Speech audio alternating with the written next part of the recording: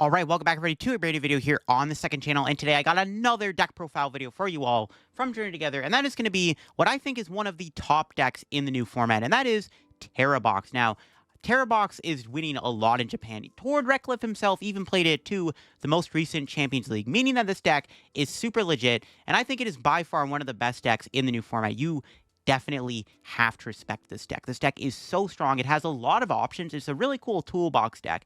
I'm excited to show off what my list is all about. I have added an interesting tech card to help in specific matchups that, decks will want to counter. Because I do think this deck is so popular and going to be heavily respected going into this new format that I think people are going to start making sure they can tech for it. So I've added some extra cards to make it so that maybe we can't be teched for as easily. But yeah, I'm excited to get into today's video. If y'all are new here to the second channel, make sure to subscribe down below. We're on the road to 22K subs. If you want to see more deck profile videos, once again, make sure to leave a like. I should have maybe one or two more coming out before Thursday when Journey Together releases on Pokemon TCG Live. Now, without further ado, let's get into it. So, we'll get into the Pokemon. The first one is going to be the Teal Mask Ogerpon. This is the main card of the deck, I guess. Well, not the main card, but one of the most important cards in the deck is the Ogerpon. We all know it's one of the strongest cards in the format right now. It's got that Teal Dance ability, attach a grass energy from your hand to the Ogerpon, draw a card. And then you have Mirrored Leaf Shower, which is 30 damage, free energy on both active Pokemon. Now, you don't really attack with this card that much. It's actually just here so that you can put energy into play,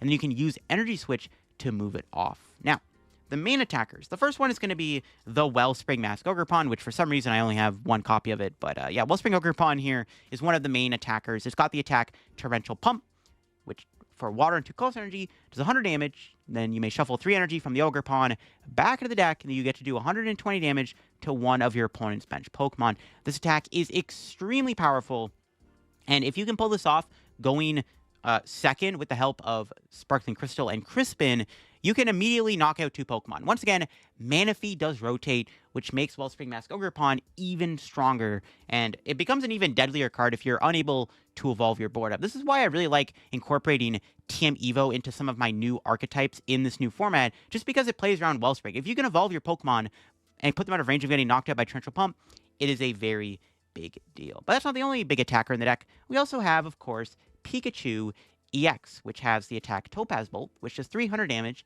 discard 3 energy from the Pikachu.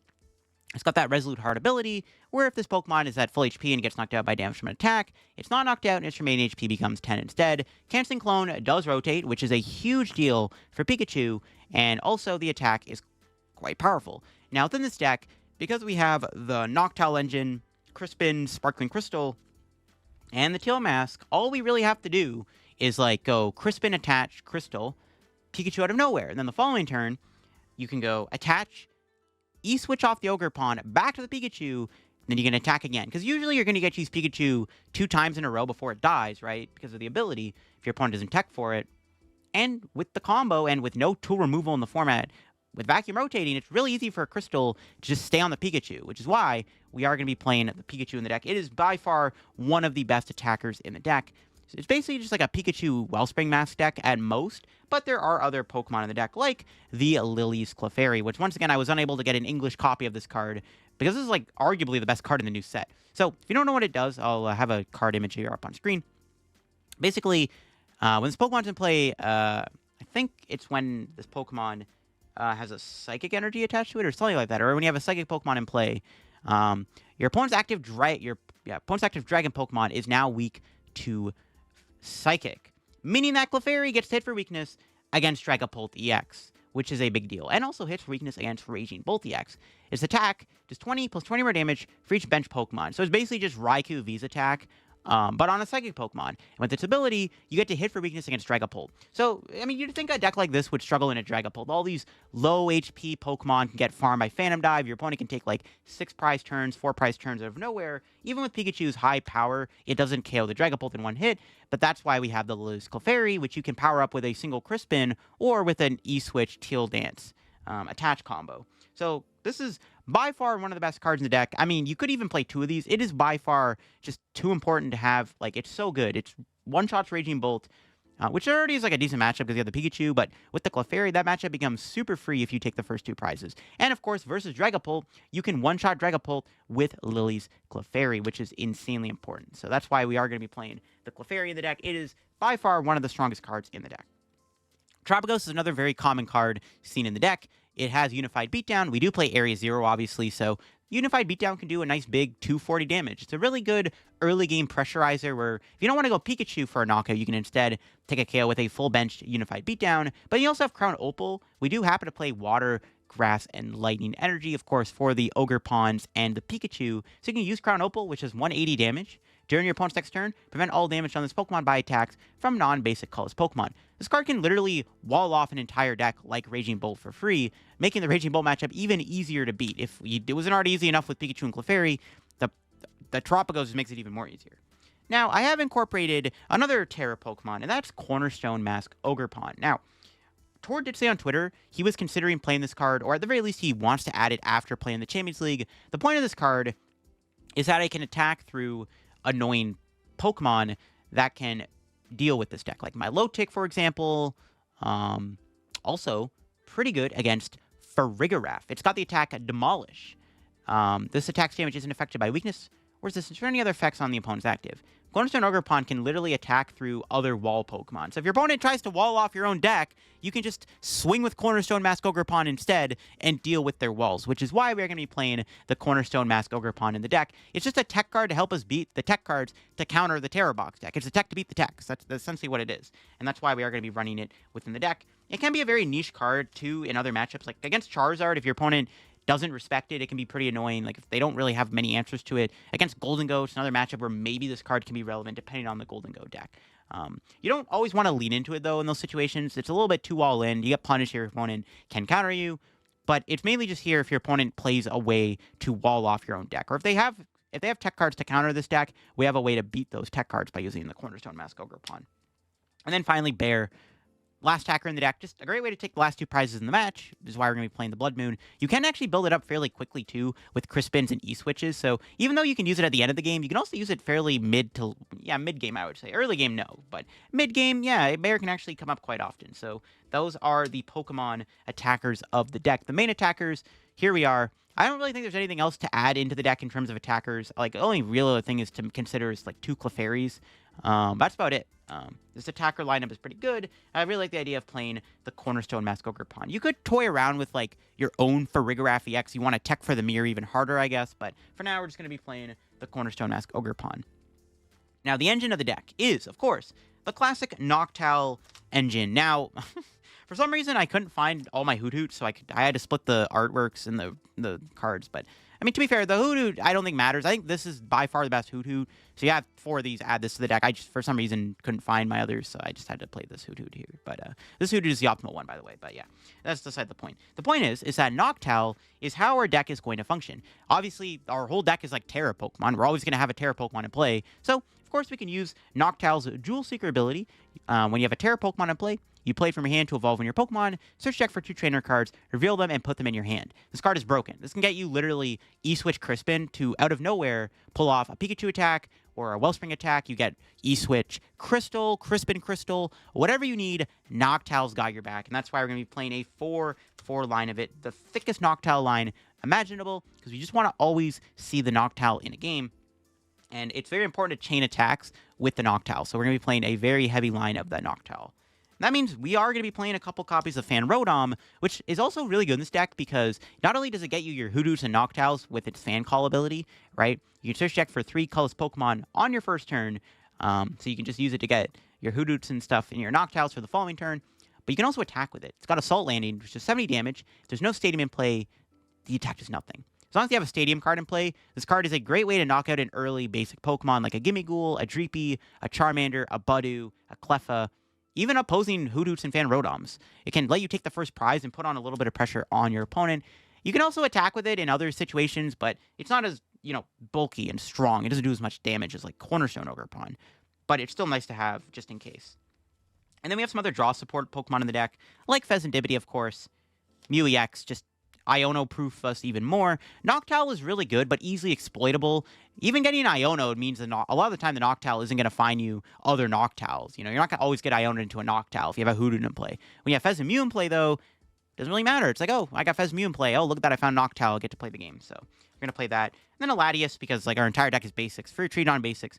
Pretty broken, so we're going to be playing 1 copy of Latias EX in the deck. And that's all the Pokemon. There is a lot of Pokemon in this deck. But again, this whole like toolbox style of approach is really fun to play because you just have so many options. There are a lot of things you can do with this deck because of the attackers and the different plays you can make. It's actually really crazy. And I think we'll see a lot, much like Dragapult, we'll see a lot of good Terabox players always perform well over, mediocre players, much like Dragapult. Supporter time. 3 Crispin. This is the main supporter of the deck. Obviously, Crispin allows you to search deck for 2 energies. You can attach 1 or 2 different types of energies. Attach 1 to a Pokemon and then put 1 in your hand. So what you do with this, in combination with E-Switch or Sparkling Crystal, you can go Crispin for Lightning, Grass, attach Lightning to Pikachu, Grass in hand, and then you can attach Grass for your turn, or you can Teal Dance E-Switch and then attach Metal Energy, or you have Sparkling Crystal on. Crispin literally turns into a Pikachu or Wellspring Ogerpon attack out of nowhere. So we're going to play 3 copies of Crispin. 2 Research, just another nice vanilla draw supporter to have. 2 Boss, because Gust is obviously good, and then we have an Iono in the deck for hand disruption, and a Turo scenario. This is modeled off of Tord's list, by the way, from the most recent Champions League. So he did play a Turo because Tord loves his Turos. But Turo's really good to pick up your Noctowls if you ever need to. Also really good against Saw Block and cleans up your board a little bit. It's a nice card to have. So the Turo's cool. I like it. You can also, cherry pick it with Noctowl if you really have to, which is why I think it's not a bad idea to run 1 copy of Turo. Those are the supporters. The only thing to maybe change about this is to add a 2nd copy of Iono for more hand disruption, but a lot of the time you don't have to Iono. You're either going Boss or Crispin, right? That's kind of the logic there. The Pokemon search and items. We got 4 copies of Nest Ball and 4 Ultra Ball. Like, pretty standard stuff, right? You need to find your Pokemon. Your deck is, like, infested with basics, so 4 Nest Balls. Perfect. You got the Ultra Balls. You don't need Buddy Poffin. You could play it because it does get you Noctowl and Hoothoot, or Fanrodon, and Hoothoot early on in the game, but you don't always need to do that. You can just Nest Ball for Fanrodon and it gets you in the game immediately. 3 E-Switch. Again, one of the main strategies of the deck is to energy switch off your Teal Mask Ogerpon to power up an attacker out of nowhere. So we're going to play 3 copies of it so we can always find it when we need it. We got 2 Night Stretchers. Again, just really good card to have in a deck with a bunch of basic Pokemon in it. Yeah, pretty good card. Super Rod isn't a bad idea either. This deck does play a lot of one-of energy cards. So technically speaking, you could play Super Rod with Crispin. Not a bad idea either. I think 2 Night Stretcher is fine, but a Super Rod isn't a terrible idea either, because it does synergize really nicely with Crispin. 1 Earthen Vessel, good card. Obviously, we're going to play it. Also, we play a lot of energy types in the deck. Might as well play 1 copy of Vessel. Now, another interesting inclusion is the Counter Catcher. So, Tord was playing a Counter Catcher, but the idea of Counter Catcher is really cheeky. If your opponent takes out a 1-prizer, like a Rotom or a Hoothoot early on, you can go Counter Catcher and initiate the 2/2/2 prize race. Also, it lets you use Gust plus Crispin in the same turn, which is actually really powerful. And if your opponent ever goes down to 1 prize card remaining, this actually is really good with Blood Moon or Salina too. So Counter Catcher is a great card in the deck. I like it a lot. It's definitely maybe the most cuttable card in all honesty. Like, if anything were to get cut, it would be the Counter Catcher, but I'm a big fan of Counter Catcher. I think it actually makes a lot of sense in this deck, and it is actually extremely useful from the testing I've done with the deck so far. The last card that I want to mention here that's very important is Sparkling Crystal. This is going to be the ace-spec of the deck. It is the best card in the deck because it lets you use Ogerpon, Pikachu for 2 energy, which is nuts. This card with Crispin is insane. Like, being able to go Crispin Crystal and attack turn 2 out of nowhere is bonkers, which is why we're going to be playing the Crystal. You will prize it, and obviously it's not ideal, but it's just such a good card. Also, there's no tool removal. The best card is Jamming Tower, but nobody's playing Jamming Tower. Even if they do play it, we play 3 Area 0. You can find it with Noctowl, right? So Crystal is always going to be useful, and it allows you to make some ridiculous plays happen with Pikachu and Crispin and stuff. So definitely by far the standout card in the deck is that Sparkling Crystal. Now, because we are playing a bunch of Tera Pokemon, we're going to, of course, play 3 copies of Area 0 Underdepth within the deck, because we can fill up our bench even more. We can just have a bunch of Ogres in play, Noctowls, Hoothoots, Fez, Mew, all that stuff, Latias, 3 Area 0 for the stadium to fill up our bench. Now, the energy count is interesting. Because we have so many different attackers, we are playing a rainbow of energy. Starting things off, we have 5 basic grass for the Teal Mask Ogerpon. Being able to Teal Dance is really good because you can draw cards, and you can also put energy into play. And Ogerpon can still be a good attacker. Like, Charizard is not going anywhere, so against Charizard, you might want to use the Teal Mask Ogerpon as an attacker. So 5 grass makes a lot of sense within the deck. Then finally, we have 1-ofs of all the other energy types. This was like the most standard way I've seen the deck being built. Now, you can get punished for playing all these 1-ofs because you can prize a key energy. Like against Dragapult, if you need the Psychic Energy for the Clefairy and it's prized, it's not ideal. or, you want to use Cornerstone against Frigarath or Milotic. Oh, it's Prize, not ideal. Or you want to go, well, you don't really need the Water Energy or the Metal and Grass for Wellspring. Prizing one of these two is pretty grief, but the one of energy is fine. Sparkling Crystal really does offset the need for these energies, which is why we're just playing one copy of these. Definitely, you could consider 2 Psychic for Clefairy. It is that important of a card in this deck. Like, Clefairy you will use a lot.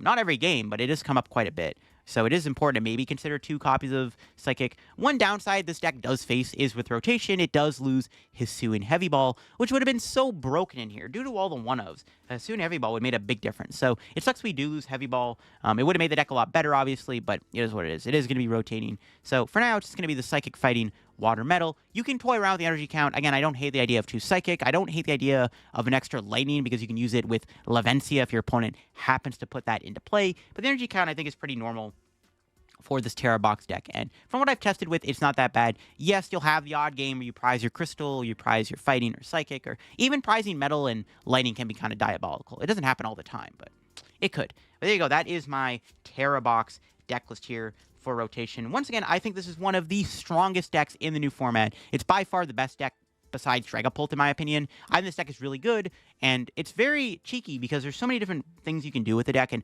different ways you can build your Terabox deck. So even with this list here, like, you can kind of see the staple cards like the Ogre Pawns and the Terapagos and Pikachu, but there's all kinds of different ways you can build a Terabox deck. I'm definitely excited to play this deck when it releases on Pokemon TCG Live to really show off the true power of this deck. Let me know what you thought of my Terabox deck list down below in the comment section. If you enjoyed today's deck profile, once again, leave a like in the video. I'd greatly appreciate it. Let me know what you thought of the list. Were there any other cards I could have added to the deck to make it better? Like, what cards have you been incorporating in your Terabox list? I'm interested to hear down in the comments below. Thanks for watching.